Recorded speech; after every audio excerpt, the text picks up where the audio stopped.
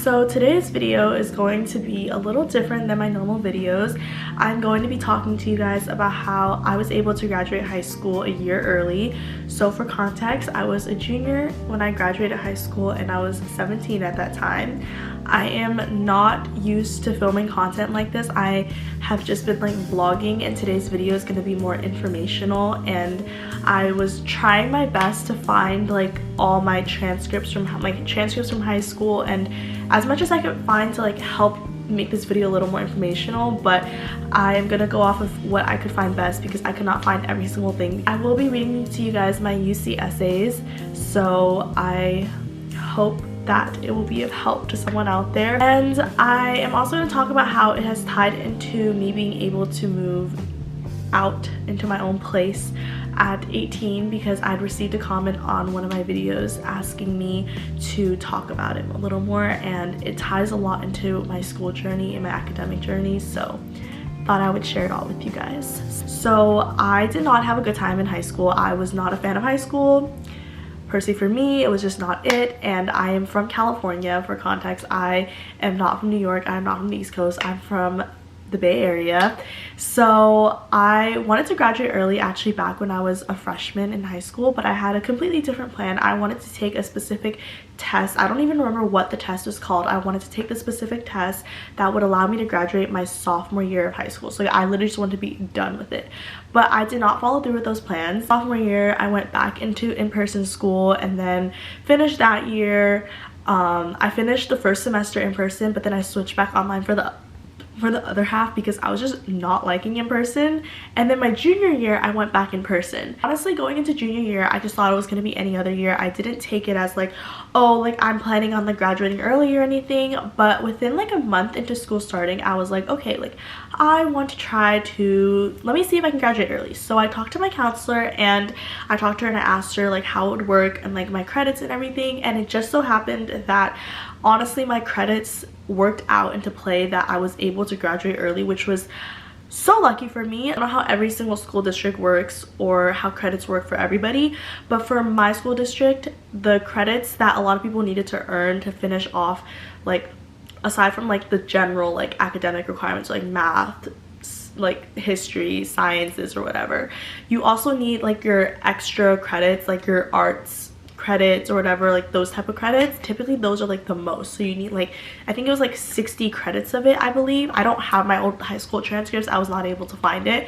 but I had completed over the amount by the time I was already a junior. Actually, I finished everything by the time I was a sophomore, and a big part of how I was able to do that was because I took internships starting my freshman year. So a lot of people go into it in high school thinking like, oh, I want to do internships because I want to get into like this really good college and I need the credits for it and it's gonna look really good. I literally did not have any of that in mind. I did the internships purely out of curiosity. Like I just wanted to do it, so I didn't even know that this would benefit me later on in the future. But I took internships and I also took dual enrollment classes, and dual enrollment classes, at least how it's referred to at the school that I went to, it's just community college classes that are connected to the high school, so like approved by the high school or whatever. I don't really know if that's how I should explain it. I think that's the best way I can put it into words. So I took those starting my freshman year all the way leading up to my junior year, and because I took those and those were outside of the credits that I have to be enrolled for, I completed all those credits as extra credits. So I didn't really need to complete that. That was out of the way, and the only things I really needed to complete were my junior year classes, obviously, and classes for my senior year. I had to make a capstone to graduate, which is like a senior capstone. It's just kind of like, how do I, it's like a senior project basically, and your grade on that determines whether or not you graduate, as well as your general grades in your other classes.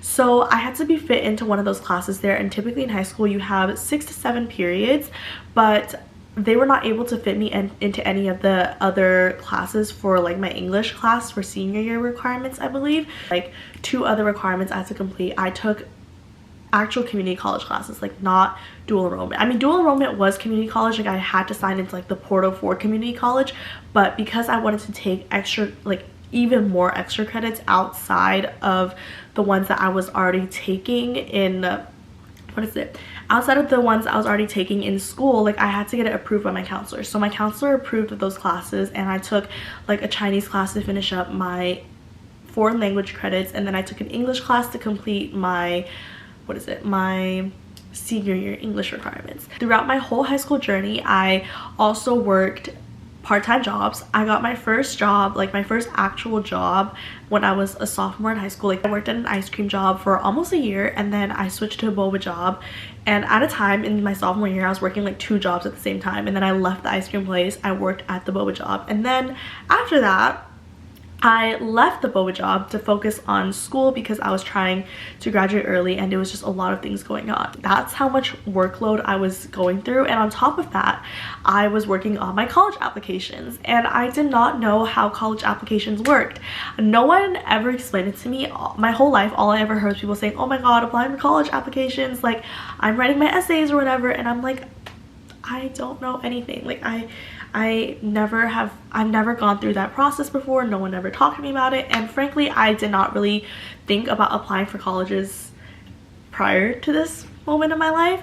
So I was literally trying to figure all that out myself. I basically figured it all out myself, and I tried to make it understandable in my head, and I obviously asked for help. And you guys know, if you guys are confused about, whoever's watching this, if you're confused about how to like apply for schools, if you're in high school still, you don't know how college applications work, or if you just have any questions, literally go and ask. Like putting yourself out there and asking questions is the only way you're going to get to where you want to be. Because I remember feeling so stupid for asking questions that I thought was like just the obvious for people, because I'm like, oh, like everyone knows how to like apply for colleges already, like everyone knows how all this works. Like I didn't know how it works. And looking back now, it's been 2 years almost, because I'm going to be 19 in 4 months, so it's going to be 2 years since all of this was happening. And when I was applying for colleges, I was still 16. So I don't think any of this is stupid. Like, don't think it's stupid. If one of you guys are out there watching and you think it's stupid, it is not stupid. I only applied for schools that were in state. So I applied for CSUs and UCs, which are just Cal States and, well, UCs. I applied for 16 schools. I applied for every UC except for Merced. I remember I definitely applied for like San Diego State, Cal State LA, San Luis Obispo, which is just slow. What else did I apply for? Oh, San Jose State. I applied for San Jose State. For UCs, that one is the one that has a little bit more work. So you have to input all your stats, and then you also have to put in all your activities and things that you did during high school, which means like clubs you may have been in, or internships you've done, or jobs you worked, or just stuff like that. And then you also have to write 4 essays. So 4 essays are your personal insight essays, which are the ones I will be reading to you guys as well. And there's like a list of like, I think it was like 8 questions that you could pick from, and then you write a 350-word essay in it. I was working on those, and everyone else around me by that time had already either been working on it by summertime, or they've just already been working on it. So I am doing my classes, catching up on these essays. Like, it was just a whole freaking ordeal that was happening, and I managed to do it, guys. So if I can manage to do it at 16, you guys can do it too. So I have never been an academically inclined person up until this point in my life. Obviously, I don't know why, but during high school I was like, it's time to lock in. Like, I did not get good grades in middle school. Like, I got very average grades. Like, I think I got like a C here and there in middle school before. Math was never my strong subject, just let you guys know. Like, I never took an AP class. I didn't take a single AP my whole high school career. Up until junior year, I took AP Gov. I didn't take like AP Stats. I didn't take AP. I took AP Gov and APUSH, which was during my junior year of high school. That was literally the only APs I took. I took a dual enrollment class 1 year of those 3 years in high school, and then I did internships, and I worked part-time jobs, and I played the piano. So those were the activities I did, guys. I didn't get any Bs. I only got Bs the year that I was graduating early. I got 2 Bs, but it was passing, so yeah. But I got A's in all my other classes. I got A's all throughout freshman year. I got straight A's throughout my sophomore year as well, so that was also part of it. But I am gonna get going into reading my UC essays. Describe an example of your leadership experience in which you have positively influenced others, helped resolve disputes, or contributed to group efforts over time. I was the youngest employee at 15 years old in Mr. Dewey's cashew-based creamery. After almost a year, I felt like I was just finding my niche when my boss tasked me with training a new employee. I was simultaneously humbled, honored, and anxious. I heard my father's words in my head and self-doubt insidiously crept into my soul. Did I deserve the privilege of training a new employee? My boss thought so, and somewhere deep inside, I knew I was worthy. The responsibility that I took on training a new employee was confirmation that I'm vastly different from my father. I channeled my aunt while training Emma, making sure I was reassuring, positive, and comprehensive. I introduced Emma to the basics of restocking inventory, working the cash register, and fundamentals of customer service. We have a lot of curious customers who just want to understand how so many flavors of ice cream can come from cashews. We also have happy customers who order their regular favorites, but naturally there's difficult customers. I passed on to Emma all the advice and work hacks I discovered in a year and assured her to ask me questions anytime. My optimism must have been contagious because soon the other employees were asking me for advice and we implemented with everyone's input a more delightful, healthy work environment. To my belief, everyone should know each other and their own roles. A leader who is disciplined but also compassionate and empathetic is a necessity for every job. Envisaging myself as a neurosurgeon may seem far from the expectation of someone who appears devoted towards an ice cream shop, but I believe both careers require an astute tenacity, leadership, and empathy to be triumphant within the field, which I'm willing to enhance with given opportunities. What could be better than ice cream after brain surgery for both the patient and doctor? And then my second one, I use prompt 2. Every person has a creative side and it can be expressed in many ways. Problem solving, original and innovative thinking, and artistically, to name a few. Describe how you express your creative side. My fingers glide across the keyboard like it was my first language.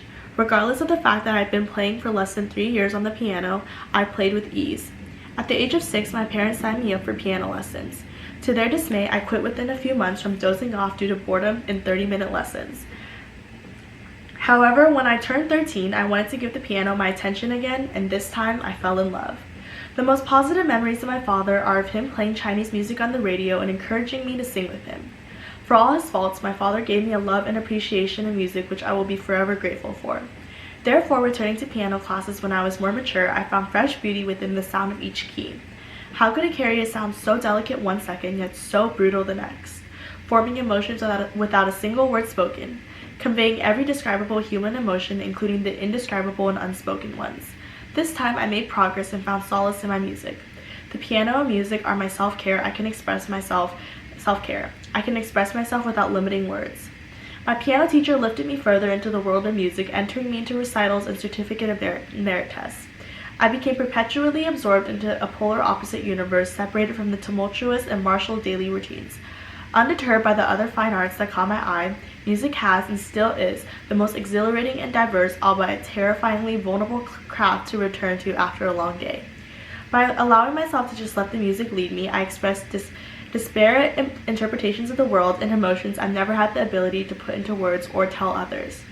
Letting myself develop into a palette capable of exhibiting the beauty, violence, and mysteriousness of human nature itself, I am the captain of my soul, yet my soul rests in my piano. And this is my third essay. I used prompt 4. Describe how you have taken advantage of a significant educational opportunity or worked to overcome an educational barrier you have faced. In high school, I found more independence, something for which I longed since I was a child caught between my parents' ugly words.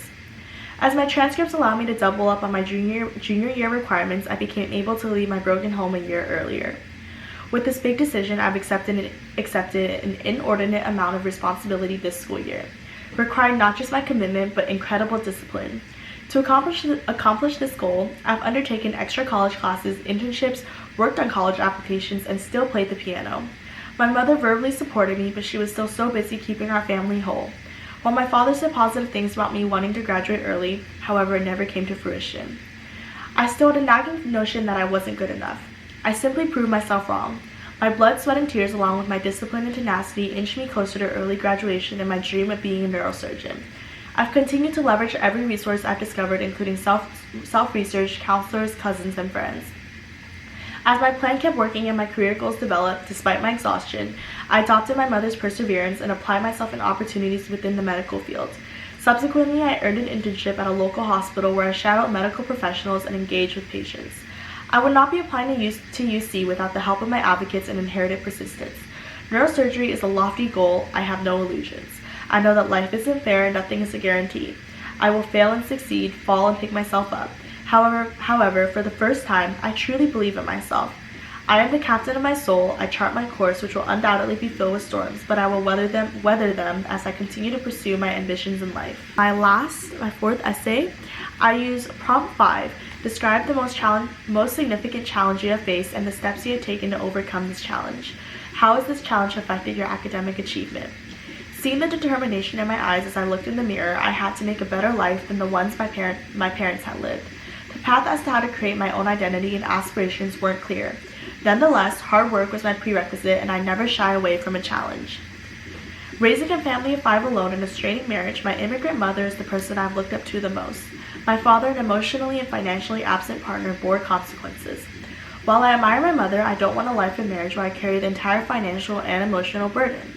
Moreover, I don't want to subject my children to a house built on a foundation of eggshells. My perception of family environments was filled with comfort, love, and care. However, in elementary school, such perceptions were betrayed. Our reality was unhealthy communication, resentment, arguments, and incessant criticisms. Since I never knew what mood would be dominant in the house after school, returning home always brought me consternation. Early in my life, I developed significant self-doubt and social anxiety, partly because of my father's criticisms and pessimism. I feared other people saw me as my father did. Thus, my self-doubt interfered with my concentration and motivation. Constant worrying resulted in negative reflections towards my academics and sleep. My mother's lack of reassurance from her busy schedule led to my aunt being the constant in my life. Assisting me to be more than fears, she nurtured my resilience. She assured me that I was intelligent, talented, and worthwhile, helping me see the bigger picture without my father's lens. Through my aunt, I learned the importance of self-care, which was a foreign concept till it made life manageable. I, a natural introvert, escaped into playing the piano and singing. I always wanted to help other people and be the person my aunt was to me. Soon the saying, "I am the captain of my soul," held more truth than words. I realized that my parents will never be a reflection of who I am.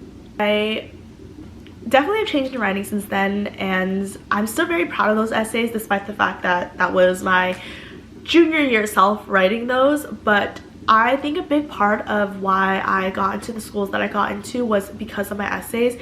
Yes, me being able to graduate early is a huge accomplishment and had probably a lot to play in the role of me being able to get into schools.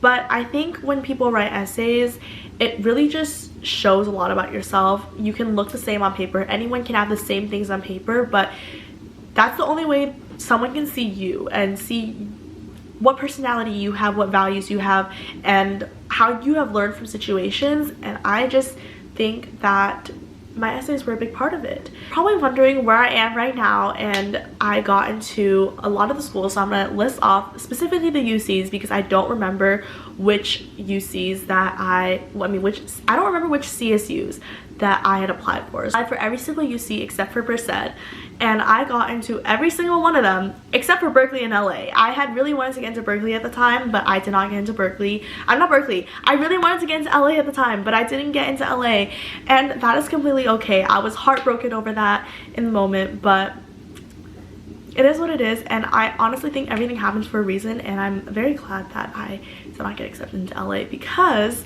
it led me to where I am right now. So I committed to UC San Diego after all of this had happened. I had a roommate and everything, and I was gonna go to UC San Diego, and then about a month or two before I was supposed to move over there and move down to SoCal, I took back my admissions or my acceptance, and I decided to go to community college.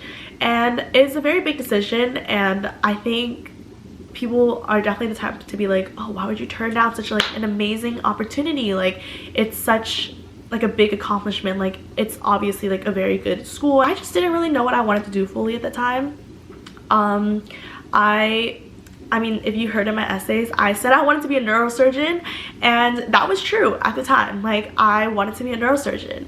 Before I went into high school, I've always wanted to have my own business. I'm a much more creative person rather than academic person. And I don't know, somewhere along the way going into high school, I gave up a lot of the things that I had passion for, and instead I just chose to focus on school. And focusing on school, I just didn't really see a purpose in why I was focusing on school. And, you know, I do have interest in the medical field, but I think in the long run it's not something I am as passionate about in comparison to things like making videos or doing nails or just doing creative things. So at the time I didn't know this, or like I haven't really fully comprehended that, but I was like, I don't really want to put myself in all that debt if I'm not completely sure of what I want to do. I'm currently in my second year of community college and am entering, as I'm filming this, tomorrow is my first day of my last semester in community college. So I'm finishing up my second year in college, and I've already submitted my transfer applications to a four-year university again. I love my essays even more than I have loved my essays from high school. That is where I am right now, and this is a very short explanation of how I was able to move all the way here to New York and still be able to do school. I know it can get a little confusing along the line sometimes for people, but all my classes are remote this semester, as they have been for the vast majority of my community college classes so far, and that allows me the ability to just travel and do whatever I want wherever I want with school. So I was like, why not move to New York? And I have been working since my sophomore year of high school. I have saved up money to be able to do the things that I want to do now, and that is why I'm able to be where I am today. Yeah, I hope it really helps someone out there. If you're just wanting to graduate early, or you just needed some advice and you wanted to hear someone else's story with this, I hope my essays help someone out there. Let me know in the comments if this was an interesting video for you guys, or if you have any other questions, because I'd be happy to answer them. So yeah.